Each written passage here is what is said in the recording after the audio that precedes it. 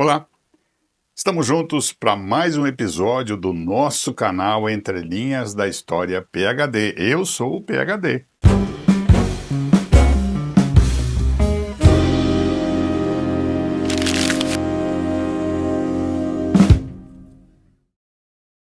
E nós contamos com o apoio do acervo Foto Paródia, do artista plástico Pedro Gava, da Associação Pro Memória de Itatiba, da CRN Central de Rádio Notícias e do Jornal de Itatiba, do JI. Contamos ainda com o patrocínio das empresas Morro Azul, Lazuli Hotel Parada Completa, de J. Fontana Engenharia e Consultoria, do restaurante Laço de Ouro, de Uliane Calçados e, juntando-se a nós, mais uma empresa itatibense, a Retífica Itatiba. Hoje nós vamos falar e apresentar uma entrevista com o geólogo e montanhista Pedro Rauch da Silva. Nós vamos dividir em 3 episódios. Ele é mestre em Geografia Física. Pedro é graduado pela Unesp do campus de Rio Claro em 2005 e também mestre no programa de pós-graduação em Geografia na Universidade Federal do Paraná, em Curitiba, em 2009. Iniciou o processo de doutorado, mas pelas suas andanças aí pelo mundo e pelas alturas não terminou ainda. Ele ainda não concluiu o curso. Experiência na área de Geografia Física e Geologia, atuando principalmente com os seguintes temas: Biogeografia, Geomorfologia e Neotectônica, atuando na área de Paleografia do Quaternário, Evolução de Paisagens e Tectonismo Cenozoico. Grandes contribuições científicas na ampliação do conhecimento sobre as teorias do refúgio, com trabalhos citados na última obra do autor dessa tese, o geógrafo paulista Aziz Absaber, no seu livro, O Último do renomado cientista que compila suas obras. Essa entrevista, gravada no restaurante Laço de Ouro, será dividida em 3 episódios, como eu disse. E após nós gravarmos este bate-papo, ocorre o desaparecimento em junho de 2024 e depois a declaração de morte do montanhista mineiro Marcelo Mota, depois de cair em uma fenda no Nevado Curupuna, a 4ª montanha mais alta do Peru, com 6.000 metros. Pedro Rauch, amigo de Marcelo, que estava no Peru na época, ajudou na organização das buscas, coordenando os grupos principalmente pelo conhecimento do local. A imprensa mundial referendou o fato. Pedro participou em 2009 das nossas Semanas de História aqui em Itatiba, falando sobre a história da paisagem de Itatiba, o que ele relembra também nesse nosso bate-papo. Vamos conhecer a interessante história e as suas entrelinhas com Pedro Rauch da Silva. Olá, mais uma vez o canal Entre Linhas da História PhD, gravando para você um conteúdo especialíssimo. Hoje aqui no restaurante Laço de Ouro, que é um dos nossos parceiros, nós temos a honra de receber quem? Pedro Rauch. Pedro Rauch da Silva ou só Pedro Rauch? Pedro Rauch da Silva, né? O meu nome tem Silva no final, né? Tem o Silva, né? Uhum. Pedro é um amigo nosso já de há bastante tempo e aceitou o nosso convite para estarmos aqui fazendo um pouquinho daquilo que a gente gosta de fazer, contar histórias, as entrelinhas da história de Itatiba. E o nosso canal só é possível porque a gente tem aí, os apoios importantes da CRN, Central de Rádio Notícias, do Jornal de Itatiba, do acervo Foto Paródia, da Associação Pro Memória de Itatiba e também do artista plástico Pedro Gava. E as parcerias, as nossas novas parcerias, que é o restaurante Laço de Ouro, onde a gente está fazendo essa filmagem gostosa depois de um bom almoço, né, Pedro? Opa! Também o Morro Azul, Lazuli Hotel, Uliane Calçados e Jefferson Fontana, J. Fontana Engenharia e Consultoria. Por que a gente convidou o Pedro para falar um pouquinho sobre a sua vida, sobre as suas peraltices nas alturas, se a gente pode chamar assim, né? Não só peraltices, mas as suas viagens a 5.000, 6.000 metros, porque Pedro é filho do Dr. Ariovaldo Rauch da Silva e da Solange Vicentini Tavares, pessoas com quem eu tenho, para quem eu tenho um carinho muito grande, né? Mandar um abraço ao Dr. Ari e também à amiga Solange. E o Pedro, apesar de ter nascido em Campinas, mas veio para cá, veio para Itatiba e ficou aqui durante um bom tempo. Eu sou criado em Itatiba, né? Passei toda a minha infância aqui em Itatiba e depois, né, adolescente, acabei indo estudar fora, né? Estudei na Unesp de Rio Claro, onde eu fiz geografia. E quando eu estudei lá em Rio Claro, eu interessado pelas histórias, interessado pela geografia de Itatiba, acabei conhecendo o Paulo, que ele já me conhecia, né, desde quando eu nasci, mas eu não lembrava, né, Paulo, porque eu era recém-nascido. Vamos achar que eu sou mulher, hein, Pedro? Olha, cabelo branco ele vai te denunciar. Você vê que eu já tô com uma barba branca um pouquinho aqui. Mas isso é um pouquinho de neve nas alturas. É um pouco de neve, né? Mas aí eu conheci o Paulo melhor, né? Quando eu fui buscar como fonte, né, das minhas pesquisas no curso de geografia o museu aqui de Itatiba, o Padre Lima. Isso, né? Museu Padre Lima. E aí então que eu tive o maior contato com o Paulo.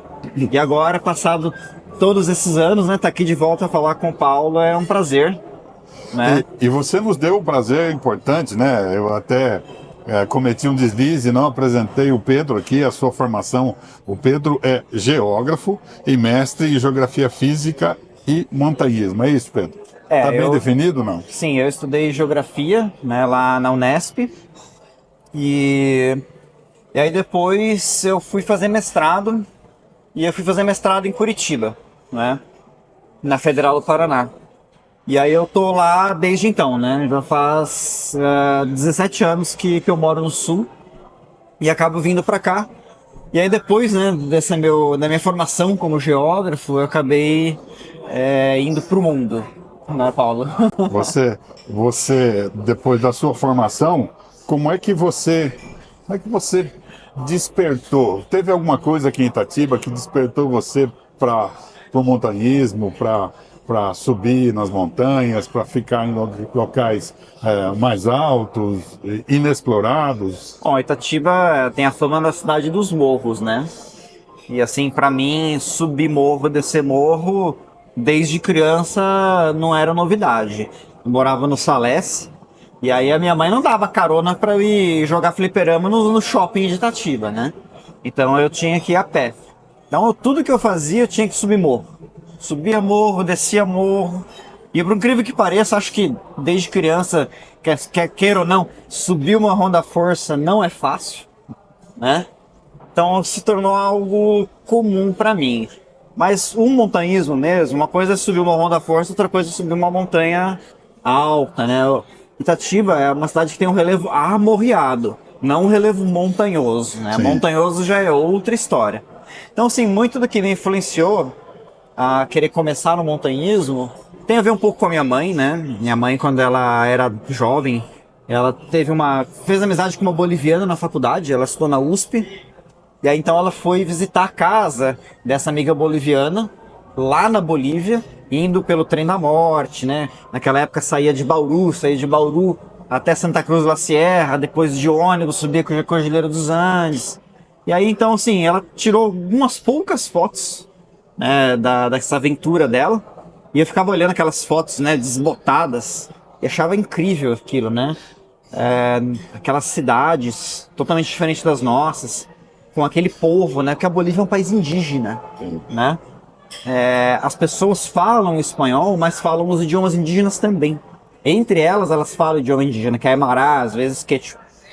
Eu achei isso muito interessante. Então sempre sonhei em fazer essa aventura. E depois a minha mãe, ela casou com o Ernest, que, olha, coisas da cidade de Itatiba, né? O Ernest, meu padrasto, ele era um dos sócios do Zooparque Paris das Aves. Então ele é da Áustria, né? E ele veio pro Brasil para gerenciar, para trabalhar no começo ali do Zooparque, né? A instalação, a instalação, porque antes era uma fazenda de reprodução de animais. Porque na Áustria existia um zoológico de fato, né? Sim. E esse zoológico, ele usava aqui essa fazenda em Itatiba para reproduzir. Então, assim, Itatiba tem um clima, é reconhecido, né, Paulo? Sim. Como um dos melhores climas do mundo, é verdade. Tá, eu que viajei o mundo, aqui o clima é bem mais Esse quem está estável, falando para a gente é um geógrafo, né? né? Geólogo Então o também. clima é muito agradável. E aqui deu muito certo para a reprodução das aves. Aí ele veio para trabalhar, minha mãe era veterinária e se conheceram. E meu padrasto, ele também foi um viajante, né? Então assim, ele me mostrava as fotos quando ele tinha lá os seus 30 e poucos anos de idade, que ele viajou de Kombi pela África, né? Então assim, aquela viagem da África do meu padrasto, a viagem da Bolívia da minha mãe, achei tudo isso muito interessante. O Morrão Mas- da Força. O Morrão da Força. Mas a montanha mesmo, eu fui ver pela primeira vez também numa situação que teve a ver com o meu padrasto. Antes do meu padrasto conseguir a permanência no Brasil, ele vinha com o visto de turista. Então ele tinha que sair a cada 3 meses do Brasil para renovar o visto dele. E uma das vezes que ele teve que sair era dezembro, eu estava nas férias escolares e a minha mãe aproveitou para fazer uma viagem de família. E a gente foi para a Argentina. Quando a gente chegou em Buenos Aires, a gente chegou no aeroporto e tinha um cartaz da Terra do Fogo, né? Então tinha lá aquela paisagem, né, com montanhas, os bosques. E eu olhei para aquilo e fiquei, nossa, Terra do Fogo, cara, que coisa interessante. Meu padrasto e minha mãe também. A gente passeou um pouco ali por Buenos Aires, aquele passeio turistão, né? Cage Florida, 25 de Maio, não sei o quê. E aí já não tinha muito o que fazer. Aí fomos pra Terra do Fogo. E aí quando a gente foi pra Terra do Fogo, a gente foi de avião, e a gente atravessou a Cordilheira de Darwin, que é o começo ou o fim da Cordilheira dos Andes. Eu olhava pela janela do avião e fiquei vidrado. Meu olho ficou desse tamanho. Eu olhava aquelas montanhas nevadas e achei aquilo fascinante. E aí na sequência a gente pousou, olhava no fundo da cidade, aquele horizonte, aquelas montanhas, e aquilo me chamou muita atenção. Então assim, o relevo montanhoso, a montanha é algo que se destaca muito na paisagem. Sim. E aí eu fiquei olhando vidrado aqui, eu falei, cara, como será que é lá em cima? Como será que é escalar isso? Então eu tinha uma noção muito básica, né, que era subir uma montanha. Eu imaginava que de repente tinha uma corda e você subia. Mas quem que colocava a corda lá? Alguém Né? foi para colocar a corda. Como que será que é isso, né? Na sequência, uma coisa me chamou muita atenção. Um ano depois, aconteceu aquele acidente no Everest. Foi uma grande tragédia no ano de 96, que morreram 8 pessoas. De cabeça acho que eram 8. Depois vocês olham no Google, vocês vão ver, né? Tragédia de 96 no Everest. E aí então eu vi uma matéria na Veja. E nessa matéria na Veja tinha um montanhista morto, né? Era uma pessoa sentada, com aquelas roupas coloridas, só que o cara já estava com o rosto mumificado. Cara, aquilo foi um baque, né? E aquela cena assim perturbadora, né? Uma pessoa morta, né? E o cara tava preservado, o corpo dele, porque na montanha você congela depois que você morre. Aquilo me chocou, mas me chamou muita atenção. É bem impressionante, assim, como, assim, aquilo remete ao perigo, né? Sim. Muitas pessoas falariam, cara, jamais vou fazer um negócio desse. Eu falei, nossa, como será que é? Eu vou querer fazer isso algum dia. Até que, conhecendo mais tarde, né, passaram uns anos, eu acabei, bom, primeiramente, na verdade, né, uma pessoa que também me incentivou muito, né, a fazer montanhismo, foi o Edsinho, o filho do Edson Rodrigues, do Edson Foto, né? O Edsinho, o filho do Edson Foto, ele é um cara genial, né? Conheci ele na 6ª série, e ele era repetente. Só que assim, é uma injustiça, porque é um dos caras mais inteligentes que eu conheci na minha vida. Na 6ª série, o Edsinho, ele era DJ, ele construía os equipamentos dele de discoteca. Então o estrobo, o globo, a máquina de fazer fumaça, tudo ele fazia e ele tocava, né? Ele fazia aeromodelismo, daí ele pegava lá, construía um aviãozinho com motor e fazia o negócio voar. E ele fazia montanhismo, ele já fazia escalada em rocha. Eu lembro uma vez que eu voltei, ele morava do lado da minha casa, eu voltei do colégio com ele, e aí ele me levou na casa dele e ele falou assim, espera aqui um pouquinho, já volto. E a casa dele era lá no Saleste, era uma casa alta, que tinha 2 andares, e tinha um balcão. E aí ele jogou uma corda lá de cima e desceu rapelando. Eu falei, cara, o que você fez? O que é isso? Né? Ah, um rapel, não sei o quê. E aí naquilo eu falei assim, olha só, aquele meu sonho de ir pra montanha. Né? Alguns dias depois, eu e ele fizemos a nossa primeira aventura aqui nas montanhas, que foi ir para Pico da Jurema a pé. Né? Sair do Salesse, ir no Pico da Jurema a pé, fazer um miojo na panela, né? Fazer um rapel no bloco rochoso mais alto, olhar a cidade de cima. Também foi uma grande aventura. Mais ou menos a uns 94. 800 metros, mais ou menos. Bem diferente dos 6 mil de hoje. É bem diferente. E aí, mais tarde, né, eu acabei conhecendo outros meninos. O Edson acabou saindo de colégio, né, meio que eu parei um pouco de fazer montanha. Aí, mais tarde, acabei conhecendo outros rapazes que também gostavam de acampar, gostavam de fazer trilha. E aí, eu acabei me juntando com eles. E a gente começou a fazer trilha, né? A gente saía daqui de Itatiba. A gente ia pra Pedra Grande de Atibaia, acampava lá em cima. Pedra Bela, Pedra Grande. A gente ia pra Monte Verde, a gente ia pra Jundiaí, pegava o trem, ia pra Paranapiacaba, né? E aí então, fazendo isso, começou, né? Já era montanha, né? Ir pra Monte Verde já é montanha. Pedra Grande já é montanha, né? Até que eu tive a oportunidade de conhecer o Pico das Agulhas Negras, no Rio de Janeiro. E o Pico das Agulhas Negras é uma montanha que é quase 3 mil metros de altitude. É uma paisagem já campestre, né, com muitas rochas aflorando. E o pico, propriamente dito, é uma montanha rochosa. Parece que você está no meio dos Alpes. Aí eu fui lá, ainda era adolescente, tinha 17 anos de idade. E aí eu escalei o Pico das Agulhas Negras, uma grande aventura, né? Você tem trechos mais técnicos, que você usa a mão para escalar, desce rapelando. Aí eu me senti o alpinista, né? Mas você já tinha uma certa experiência com relação a isso? A experiência era trilha, era acampar na Pedra Grande. Mas quando eu fui para Pico das Agulhas Negras, que aí a montanha é mais alta, né? Aí você se sente quase no céu, né? Aí eu comecei a pensar naquele negócio das montanhas nevadas. Até que acabei indo um ano depois, né? Pedro, antes da gente entrar nessa sua fase aí de grandes montanhas, eu queria que, ambientando aqui com relação a Itatiba, você teve a oportunidade, que a gente fez isso juntos, né, de falar numa semana de história, que foi no ano de 2009. 2009 você já era um montanhista renomado, né?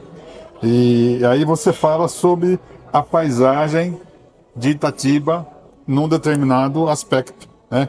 A arquitetônica, paisagismo estético, paisagem natural e a combinação de todos os elementos do meio, como clima, relevo, solo e vegetação.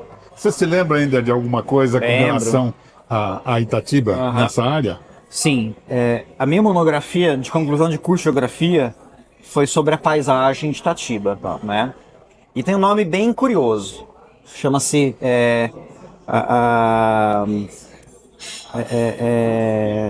Matas, Campos e Mandacarus, né?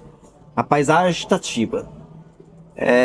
Itatiba, aqui onde está o centro da cidade, você tem uma paisagem típica daquilo que o Aziz Absaber, né, o grande geógrafo Aziz Absaber, chamava de mares de morros, né? Que é uma região aqui do Planalto Atlântico, na nossa porção aqui do Sudeste, próximo ao litoral, que você tem uma região com relevo amorreado, né? Sim. Então ele fala mares de morro que parecem como se fossem ondas no mar, né? Mas Itatiba especificamente tem, indo para Valinhos e Vinhedo, ali na Serra dos Cocais, a gente tem uma paisagem diferenciada, que aparece em um relevo com muitas rochas aflorando, que muitos geógrafos chamam aquilo de caos de blocos, né? Então são várias rochas, às vezes uma empilhada sobre a outra, que tem uma paisagem diferenciada, né? Nenhuma rocha muito grande, etc. E sobre esse relevo, né, de caos de blocos, né, se você prestar atenção, você vai enxergar muita cobertura vegetal, que é cobertura vegetal típica de ambientes secos. Só que Itatiba está no meio da Mata Atlântica. Então não faz sentido existir essa cobertura vegetal aqui. Sim. Então o próprio Aziz Absaber, ele tem uma teoria chamada teoria dos refúgios florestais. Essa teoria parte do seguinte conhecimento. Há 10 mil anos atrás, quando teve uma época de glaciação, o clima na América do Sul ele mudou. Ficou um pouco mais frio, mas aqui na região tropical, o clima ele não ficou frio o suficiente para você ter, por exemplo, gelo, né, neve. Pode ser que no inverno tenha tido uma temperatura assim para ter geadas fortes, né? 1929 tem algumas notícias de jornais que alguns riachos viraram gelo. Viraram gelo, né? Olha. Não nevou, mas virou São gelo. episódios, né, esporádicos, né? Porque queira ou não, o Trópico de Capricórnio passa aqui pertinho. Né? Então a gente é uma região que no verão faz muito calor e no inverno faz frio, né? Quando eu era criança geava bastante. Hoje não geia mais em Itatiba, né? Mas enfim, a principal mudança ambiental que existiu nessa época da glaciação aqui na nossa região foi de sair de um clima mais úmido para um clima mais seco, né? E esse clima mais seco, ele proporcionou com que a cobertura vegetal de ambientes secos como a caatinga pudesse se expandir por aqui, né? Então, como na época da glaciação também houve muita mais massa de gelo nos polos, então fez com que os mares diminuíssem o seu nível, né? Boa parte da água do mar ficou congelada nos polos. Então o nível do mar diminuindo, o litoral ficou mais extenso, né? E o litoral do Brasil também ele foi com um clima mais seco, principalmente pela atuação da corrente das Malvinas. Então a corrente das Malvinas é uma corrente marítima que ela tem muita força, ela é de água fria, que vem lá da Antártida, e ela chega na Patagônia e ela perde força, né? Naquela época ela vinha até a Bahia, com força, com intensidade. E sempre quando você tem um ambiente tropical, sempre quando você tem uma corrente fria atuando na costa, né, ela impede que as massas de umidade quentes que vêm do oceano, elas avancem para o interior do continente. Então faz com que fique mais seco o litoral. É o que acontece no Chile, por exemplo. Quem foi para o Chile e para o Peru, o litoral é seco, ela tem o deserto do Atacama, né? E aqui aconteceu a mesma coisa. Então foi por essa faixa litorânea que a cobertura vegetal da Caatinga avançou, né? E chegou até onde está Itatiba. Só que depois que acabou essa glaciação e o clima foi retomando a tropicalidade, então as coisas se inverteram. Então as matas, as florestas, elas foram avançando, ganhando espaço em cima das caatingas, suprimindo elas, mas em locais onde você tem condição para cobertura vegetal seca, né, que a gente chama xeromórfica, sobreviver, ela tem uma adaptabilidade melhor do que as plantas úmidas. Então se você tem uma rocha, por exemplo, você chega ali com um termômetro em cima da rocha, ela está uma temperatura muito alta e também uma umidade muito pequena. O que acontece? Em cima dos rochedos você tem uma condição para caatinga, aquela vegetação de ambiente seco, se refugiar e sobreviver. Então seria mais ou menos esses os redutos atuais, né, da versão de caatinga. Então era mais ou menos essa que foi a... E com relação às nossas rochas, que Itatiba, o nosso nome, né, derivado de língua indígena. Muita né? pedra. Muita pedra. Né? Tem tudo a ver com o meu nome. Pedra, é isso. Com relação às nossas rochas, você fez algum estudo? Fiz. Esse tipo de relevo, caos de blocos, eu também estudei. Não é? Ele acontece com bastante tipicidade em toda a borda ocidental do Planalto Atlântico, indo em direção à Depressão Periférica Paulista, indo em direção à região de Campinas, que é uma região mais baixa, né, que já é de rocha sedimentar. Então, o que fez com que aflorassem essas rochas? Como é que faz para uma rocha ficar em cima da outra empilhada, né? Então, o que fez isso foram um fraturamento. Essas rochas, que é granito, né, serras calcárias é um batólito, é um granito, por vários motivos, essas rochas se fraturaram, não é? muito às vezes por conta de pequenas forças tectônicas, às vezes por conta do próprio resfriamento de quando fala de batólito, né, o granito, ele é mais ou menos uma rocha ígnea intrusiva, né? O que isso quer dizer? Quer dizer que existia um corpo ígneo dentro, né, grandes profundidades dentro da Terra, e ele foi perdendo energia e foi resfriando lentamente. E quando ele vai resfriando e vai se solidificando, né, ele pode sofrer algumas contrações e sofrer fraturas. Depois, quando isso é exposto, chega próximo da superfície e vai evoluindo os solos, a água penetra por essas fraturas e começa a ter um tipo de erosão. E o granito, ele, por natureza, a erosão que ele sofre faz com que ele vai parecendo uma cebola. Então você tem uma erosão tipo casca de cebola, que ela vai arredondando, né? E aí, por algum motivo, se por exemplo existir uma grande erosão numa fase, por exemplo, de clima semiárido, não necessariamente nessa de 10 mil anos atrás, mas em outras fases mais antigas, clima semiárido favorece muito a remoção do solo, né? E exposição da rocha. E aí então essa rocha é exposta.